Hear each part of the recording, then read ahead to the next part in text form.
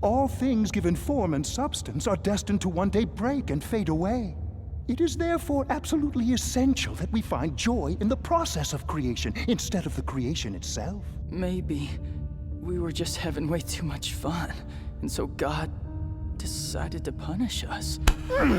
God does not punish humans ever! He simply toys with them cruelly! Day after day I murdered and defiled, yet no divine punishment rained down on me. In the end, it was not God that destroyed me and took away my life, but rather the selfishness of my fellow man. The church and the state executed me, not for anything wrong that I had done, but because they coveted my wealth and my lands and wanted to take them from me and make them their own. Yeah, but, big guy, there's still a God, right? Why ever would you think that, you who are without faith and have never in your life known a miracle? The world seems like it's so boring. But then, the more you look, the more you find all kinds of neat and crazy stuff around you. A world filled with so many wondrous and amazing things like this could never have happened simply by chance. I'm sure there's a master entertainer somewhere writing the story of all 5 billion people in this world. If you wanted to describe somebody like that, what other name could you possibly call him but God himself? It's possible God loves humanity?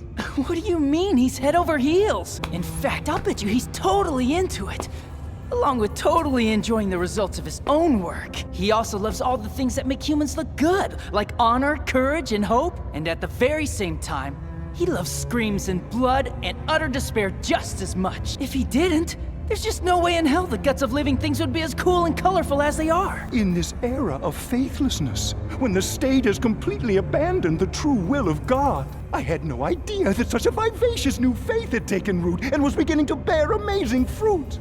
You have my admiration, Ryuunnosuke. But wait, according to your bold view of religion, were not my blasphemies nothing more than a silly farce? Not at all.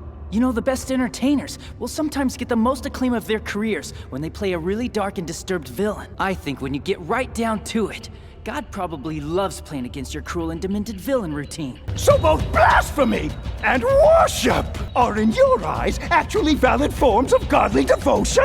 Oh, that's marvelous! Truly, you are the insightful bearer of a brilliant and important new philosophy. A god who makes mere puppets of men for his own sport, and at the same time is himself but another clown. His vicious ways finally make sense to me now.